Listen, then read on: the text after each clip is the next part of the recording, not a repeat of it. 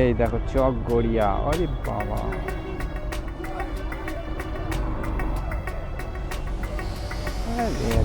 জ্বালায়। কোন গেটে আছে? গেট 2, লোকেশন মেরে রেখেছে সামনের দিকে। সবে ছুটি হয়েছে দাদা, কোথায় দেখি কল করি কাস্টমারকে।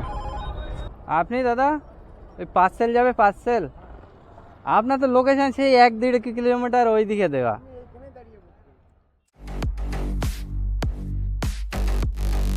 গাইজ আজকে তারিখ হচ্ছে 26শে মার্চ 2026।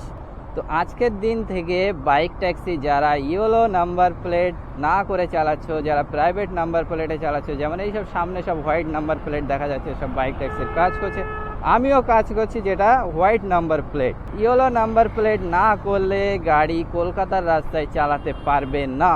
তো এই কথাটাই শোনা যাচ্ছিল, ঠিক আছে। তো আজকের দিনে 26শে মার্চেই আমি কাজ করছি এবং তোমাদেরকে ফুল আপডেট দেব আপাতত কাজ করা যাবে কি না, কিংবা কাজ করলে পুলিশ ধরছে কি না। তো চলো পুরো ভিডিওটা দেখতে থাকো, তাহলে জানতে পারবে যে না এখন বাইক ট্যাক্সিতে হচ্ছে ইয়েলো নাম্বার প্লেট করা ছাড়া সাদা নাম্বার প্লেটেই কাজ করা যাচ্ছে কিনা। এখন টাইম হচ্ছে 9:50 বাজে, 8টার দিকে এসছি আর এই 9:50 বার হচ্ছে। আরে একটা পার্সেল ধরেছি পোর্টারে, ঠিক আছে, ভবানীপুর যাবে। চলো গিয়ে আগে দেখা যাক। তার মধ্যে আবার এই ইনড্রাইভে একটা ধরলাম, এই দেখো ইনড্রাইভে দেখতে পাচ্ছি একটা, আর পোর্টারে এই যে একটা। পোর্টারে যাবে হচ্ছে ভবানীপুর। দেখি পোর্টারের আগে পার্সেলটা কেমন, তারপরে ইনড্রাইভটা পিক আপ করা যাবে, তাছাড়া ভাই সম্ভব না। একই সাথে ঢুকলো, সঙ্গে সঙ্গে ইনড্রাইভটাও ধরলাম।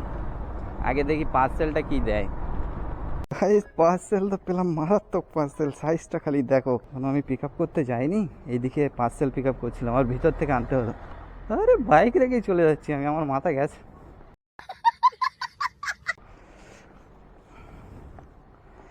চলো ভাই জলদি, চলো জলদি। কই রে কই?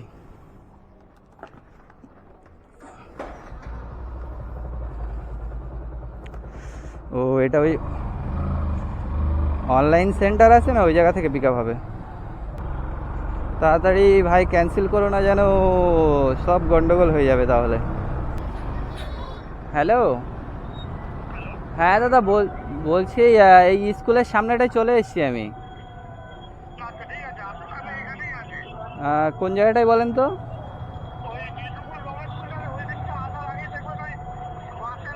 ও ও দাঁড়ান দাঁড়ান, তাহলে আপনাকে দেখতে পেয়েছি, দাঁড়ান দাঁড়ান। চলো ওই যাকে ভাবছিলাম ওইটাই হচ্ছে কাস্টমার। চলো পিক আপ করে নিই ভাই। এই যে আপনি।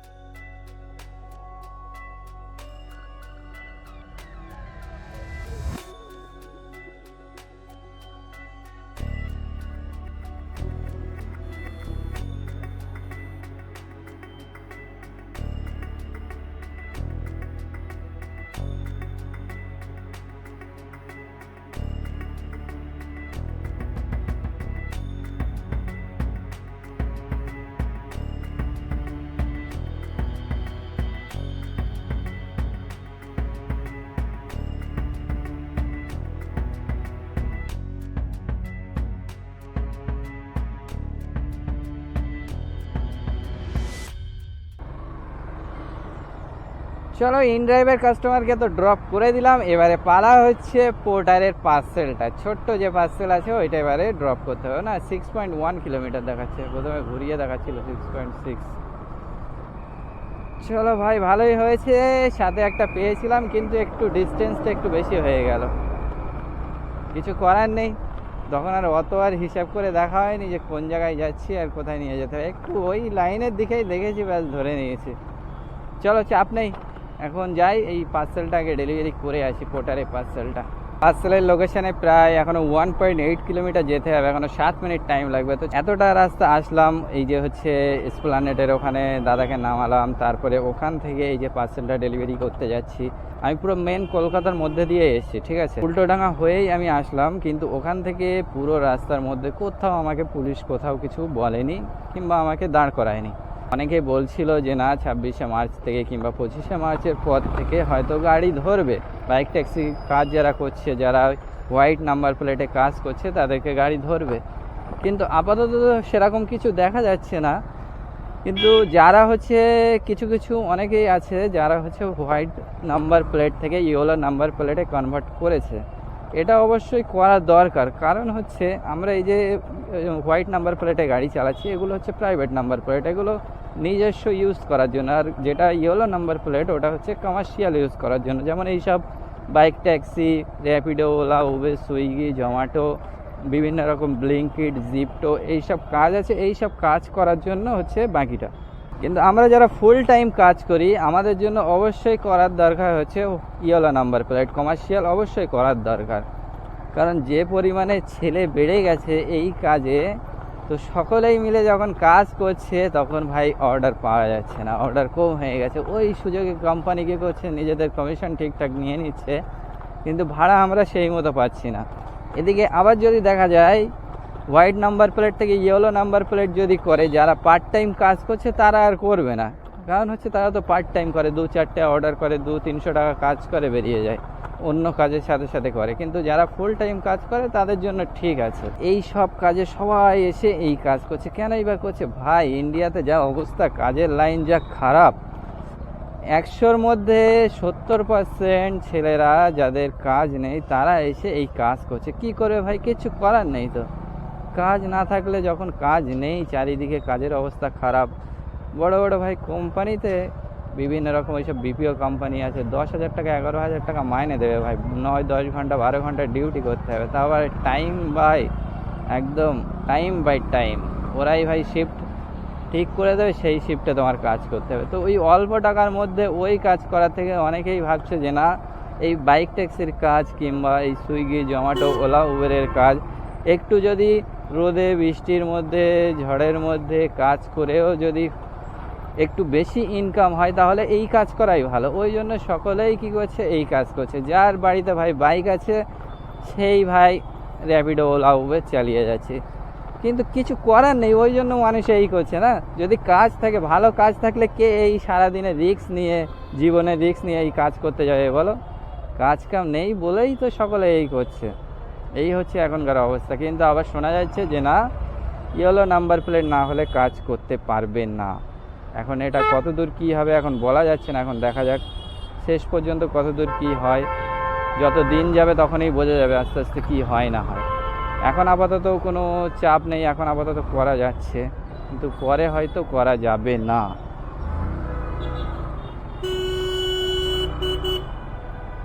আরে ভাই রাস্তায়, ও এই গলি দিয়ে রাস্তা দেখাচ্ছে।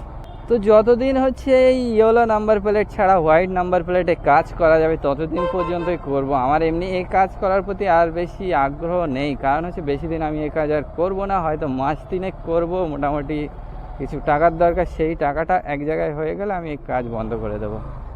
কারণ এই কাজের কোনো ভবিষ্যৎ নেই ভাই।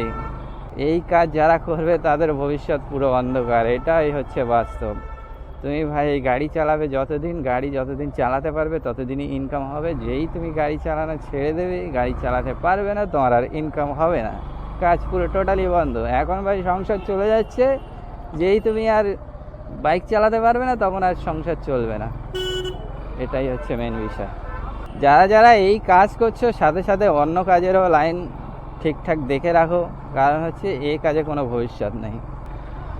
ভাই ঝামেলা লেগে গেল, এ লোক বেরোতে পারছে না আর ও পিছন দিয়ে হর্ন দিচ্ছে, যাবে কোথায় বলো? এটাও তো ঠিক। এক ড্রাইভার, এখনও 350 মিটার যেতে হবে, তারপরে পার্সেলের লোকেশান। ভাই ইন্ডিয়ার এখন কাজের অবস্থা যা খারাপ, এখনকার এই দিন দিন যেন সেই বেকারের সংখ্যা বেড়েই যাচ্ছে। কি হবে ভাই? ইন্ডিয়ায় থেকে কিছু হবে না, ইন্ডিয়ার বাইরে যাবে, ওইদিকে আবার সব চারিদিকে সব যুদ্ধ লেগে গেছে। কি হবে ঠিক পাচ্ছি না রে দাদা। ইন্ডিয়ায় থেকেও কিছু হবে না, আর বাইরে গেলেও ভাই এখন সংসার হয়ে গেছে, বউ বাচ্চা হয়ে গেছে, সেগুলোও ছেড়ে যাওয়াও এক চিন্তার বিষয়। কিন্তু একটা দিক তো ভাই ছাড়তেই হবে, একটা দিক না ছাড়লে আরেকটা দিক আসবে না। তুমি যদি এখন মনে করো সংসার পাজা করে নিয়ে সবাইকে সাথে নিয়ে বিশাল টাকা ইনকাম করবে, তাও তো ভাই সম্ভব না। যে কোনো এক দিকটা ছাড়তে হবে, আরেক দিকটা ধরতে হবে, তাছাড়া আর কোনো উপায় নেই। দেখি এই লোকেশনে চলে এসেছি, চলো আগে পার্সেলটা ডেলিভারি করে নিই, তারপরে বাদ বাকি ডায়লগ আবার পরে হবে নাকি। দান ফোন তুলছে না কি? নিয়াতি কোঠারি জানো কোন জায়গায়? হ্যাঁ ঠিক আছে, তাহলে আর কল করছি না। এই বাইরে রাখবো। এই যে পার্সেল। আরে ভাই 3-4টে বিস্কুট। কোন জায়গাটা যাবো বলো?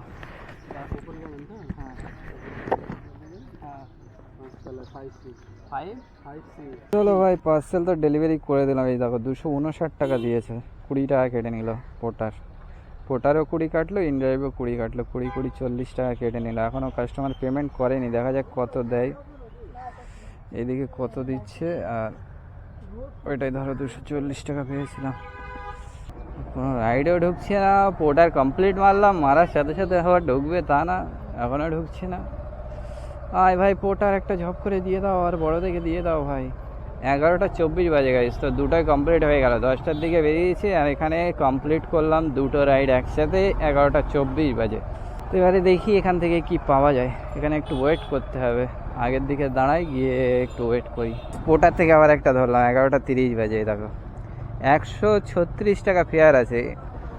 বাইপাসের ওইদিকে যাবে, সোনারপুর দেখালো, রাজপুর সোনারপুর দেখিয়েছে তো, কিন্তু এখন কত কিলোমিটার তার ঠিক নেই। 136 টাকা তো ভাড়াই দেখালো।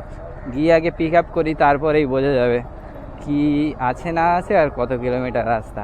এখন আবার পোর্টারে কি হয়, বেশিরভাগ কি করে জানো ভাই, র্যাপিডো যেরকম অলি গলি দিয়ে রাস্তা দেখায়, পোর্টারও আজকাল ওই রকম রাস্তা দেখাচ্ছে। ও আচ্ছা, পেমেন্ট ওখান থেকে দেবে?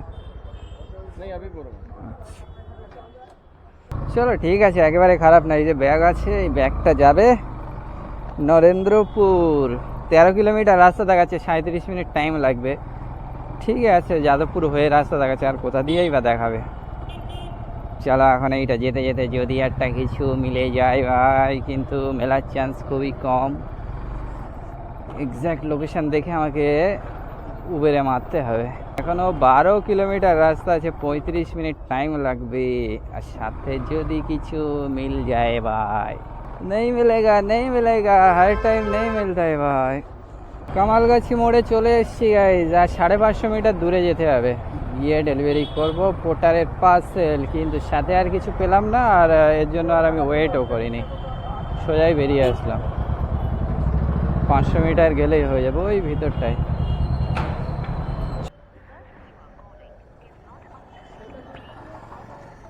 তুলছে না রে দাদা, ফোন তুলছে না। চলো এখন এখানে ওয়েট করি, আর কি করব। পার্সেল ডেলিভারি করে দিলাম, এখানেই ছিল, এই গ্রাউন্ড ফ্লোরেই। আর কাস্টমার দেখি কল করলো, দিয়ে আসলাম। আর দেখি উবেরে আবার একটা ঢুকলো, কসবা যাবে। 83 না 84 টাকা দেখাচ্ছে, 100 টাকা বলেছি, তা বলছে 95 দেবে।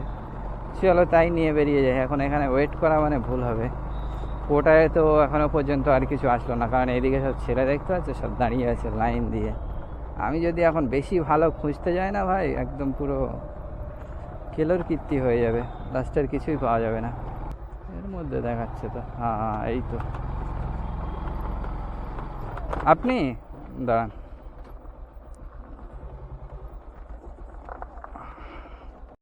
গাইজ রুবি ঢুকছি, আর এই লোকেশনে প্রায় চলে এসেছি, কাস্টমারকে ড্রপ করবো। আর সাথে সাথে পোর্টারে ঢুকলো, এখান থেকে হাতিশালা যাবে। 268 টাকা দেখালো। এখন কত কিলোমিটার আছে, পিক আপ তো দেখলাম 1.6 কিলোমিটার দেখালো। আর কাস্টমারকে ড্রপ করার পরে কোথায় দেখাই কিলোমিটার দেখি। হ্যাঁ ঠিক আছে, থ্যাংক ইউ। চলো ভাই, এখান থেকে হাতিশালা মারলাম, দেখাচ্ছি 20 কিলোমিটার রাস্তা। তো সেই হিসেবে যদি 20 কিলোমিটার রাস্তা, ওরে বাবা গো, 1.5 কিলোমিটার দেখাচ্ছিল, এখন তো দেখাচ্ছে 4 কিলোমিটার। এ কি কথা ভাই, অনেক পিছনের দিকে আছে। আমি এখানে ছিলাম, এই জায়গায় যখন ছিলাম তখন দেখালো 1.5 কিলোমিটার, তার মানে তাও ভুল দেখিয়েছে, বুঝতে পারছো। চলো আমাকে এইটা উল্টো দিয়ে একটু যেতে হবে, নয়তো রাস্তা তো কমানো যাবে না। চলো কিছু করার নেই, এখন 3 কিলোমিটার পিক আপ হলেও করতে হবে, কারণ আমার এখন বড় সড়ো দরকার। বড় সড়ো পেয়েছি বলে কপাল ভালো, যদি ক্যান্সেল না করে। সিগন্যাল হয়তো পড়ে যাবে এখানে, পড়ে গেছে অলরেডি। পার্সেল পিক আপ করার লোকেশানে তো চলে এসেছি, কিন্তু 4 কিলোমিটার, এই অনেক দিন পরে এই পিক আপ করতে যাচ্ছি, যে 4 কিলোমিটার রাস্তা পিক আপ করতে যাচ্ছি, বলো ভাবা যায়? দেখুন কিছু করার নেই, যেতে হবে। দাঁড়ান একটু কথা বলে দেখেন তো কি বলছে। হ্যাঁ দাদা, একটু কথা বলেন। হ্যালো।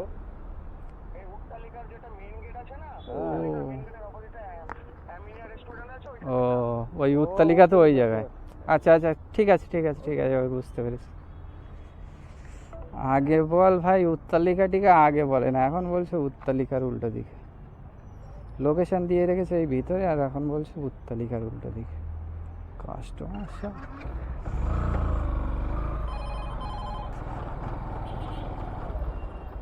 আপনি দাদা ওই পার্সেল যাবে, পার্সেল আপনার তো লোকেশন সেই 1-1.5 কিলোমিটার ওই দিকে দেওয়া।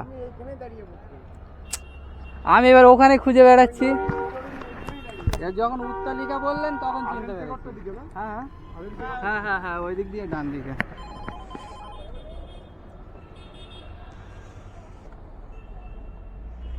আচ্ছা দেন।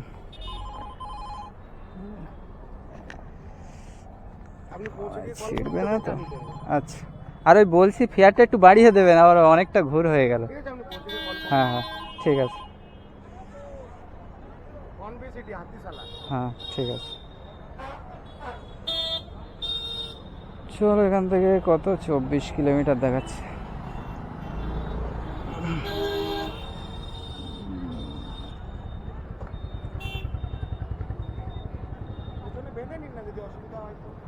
না এইভাবে নিলে হবে কোন, দেখছি অসুবিধা হলে আবার বেঁধে নিতে হবে।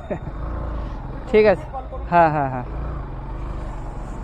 চলো ভাই, এই সামনে নিয়ে যাওয়া যাবে না, বেঁধে যাচ্ছে। এই কিসের এসব মাটি টাটি দিয়েছে, কোদালের মাটি টাটি। এদের সেক্টর 2 ঢুকছিল ভাই একটুখানি আগে, কোথায় লোকেশন দিয়েছে আর কোথার থেকে পিক আপ হচ্ছে দেখতে পেলে? 4 কিলোমিটার 5 কিলোমিটার খালি আমার পিক আপে চলে গেল, কিন্তু কিছু করার নেই। এখন এই পার্সেলটা নেওয়ার জন্য তেরি নিমটা দেখতে পাচ্ছ, নদ দমদম। আজ আয় একটা ভালো জায়গার আয় ভাই, নিমতার আসলো। আয় ভাই, হাতিশালার দিকের একটা কিছু আয়, এই 5 কিলোমিটার পিক আপ করা অন্তত খালি এই কারণে, যদি কিছু পাওয়া যায়। এই যে পার্সেল নিয়ে চলে এলাম, এই যে ড্রপ করলাম, দিয়ে দিয়েছি কাস্টমারকে, ঠিক আছে।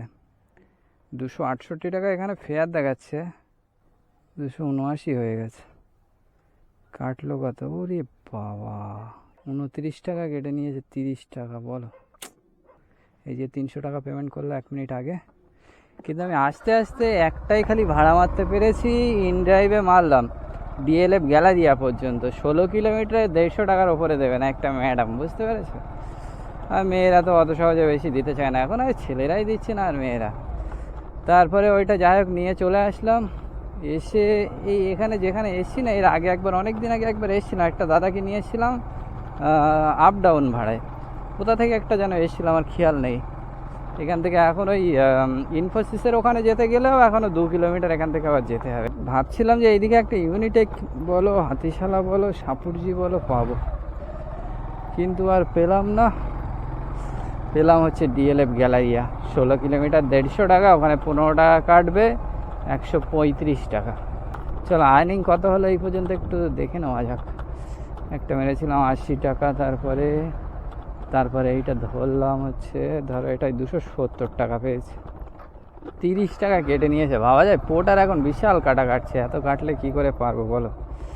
পোর্টারে আগে কি সুন্দর 4-5 টাকা 6 টাকা 10 টাকা করে কাটতে একরকম ঠিক ছিল, এখন যা কাটছে ভাই একদম দফা সেরে দিচ্ছে। 270, তারপরে যেটা 150 টাকায় আনলাম ওটাই ধরো 135 টাকা পাবো, 15 টাকা কাটবে, 135 কত হলো? 1135 টাকা। চলো দেখি হাতিশালা ইনফোসিসের ওখান থেকে কিছু যদি পাওয়া যায়, এবারে টুকটুক করে বেরিয়ে যাবো রাজারহাটের দিকে, আর বেশিক্ষণ ওয়েট করবো না।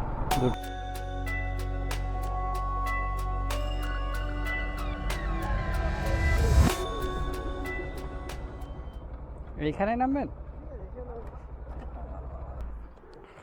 ঠিক আছে।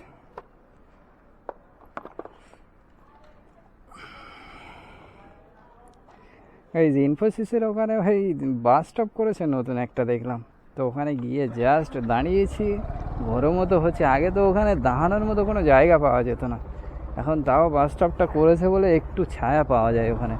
ওখানে গিয়ে সবে সামনেই দাঁড়িয়ে আছে, অনেকজন দাঁড়িয়ে আছে ওখানে। আর দেখে এই দাদাটা এসে বললে সাপুরজি যাবে, বলি সাপুরজি কোথায়, তো বলছে ব্লকে। বলি হ্যাঁ কত দেবেন, 70 টাকা দেবেন, তো বললো ঠিক আছে চলো। তাই নিয়ে চলে আসলাম 70 টাকায়, তাও ভালোই হলো। ওখান থেকে এখন বসে বসে ওই সেক্টর 5 টাইপ একটা বাজছিল, কিন্তু সে র্যাপিডোতে ধরাই মুশকিল হয়ে যাচ্ছিলো। এই যে একটা ওলা থেকে ধরলাম, যাবে হচ্ছে ইউনিটেক গেট 1, সি ব্লকের ওখানে আছে। চলো যাই, পিক আপ করে নেই। ওলাতে দেখিয়েছে কত যেন ভাড়া, 69 টাকা, 80 টাকা বললাম, তো বললো ওকে আ যাও।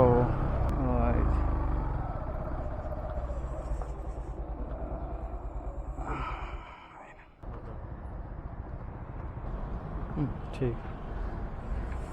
আরে ভাই সাহেব, আমারে দেখালো 69 টাকা, আর এখানে দেখাচ্ছে 74 টাকা।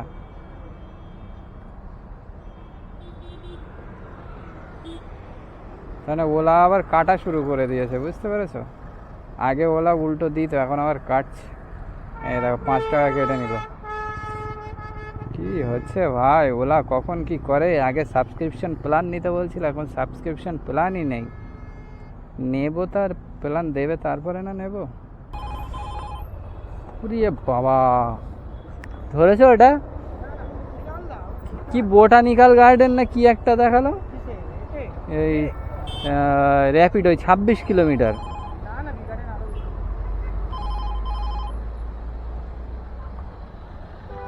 এখান থেকে টিসিএস ওইদিকে যাওয়া মানে তো এগোতে হবে টুকটুক করে, অ্যামিটি ছাড়া তো উপায় নেই। টিসিএসে যাচ্ছি তো আমি। হ্যাঁ হ্যাঁ হ্যাঁ, চল ভাই একটা ভাড়া ধরলাম, টিসিএস যাবে। ওই কাস্টমার, এই দেখো চক গড়িয়া। আরে বাবা,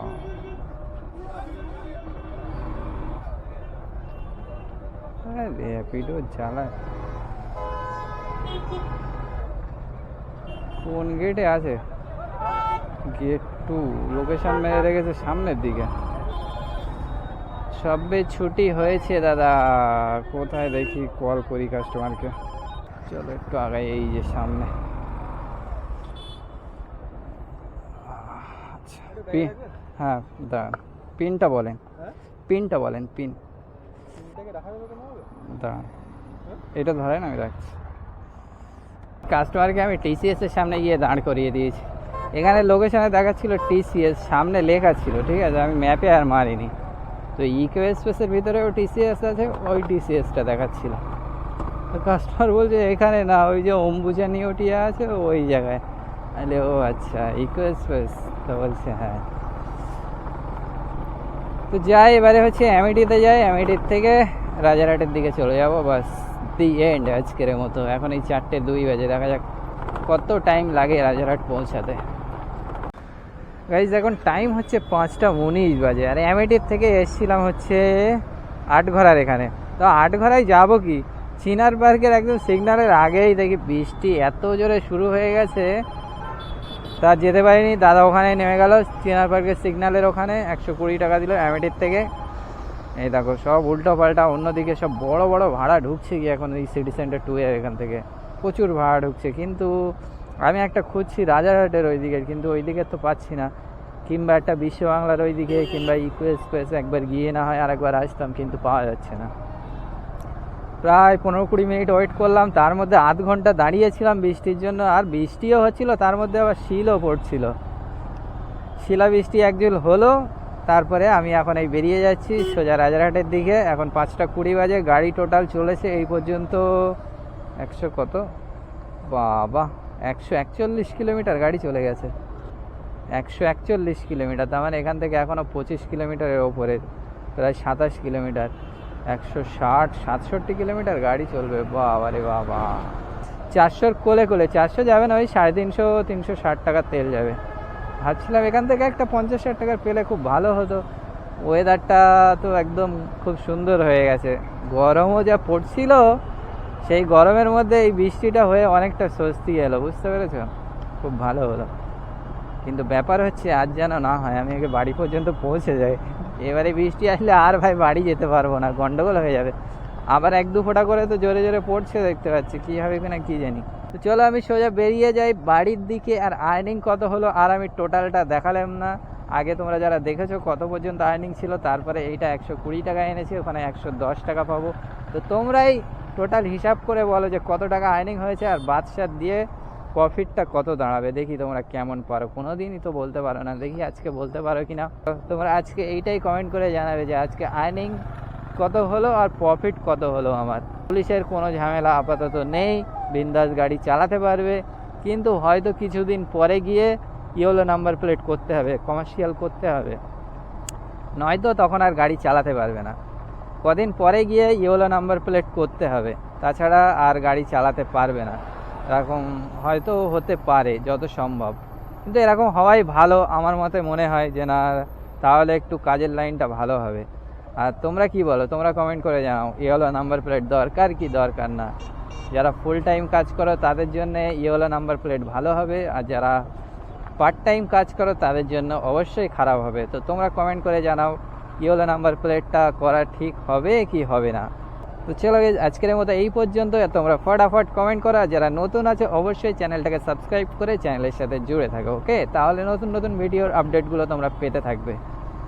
চলো দেখা হবে নেক্সট ভিডিওতে। আজকের মতো টাটা, বাই বাই।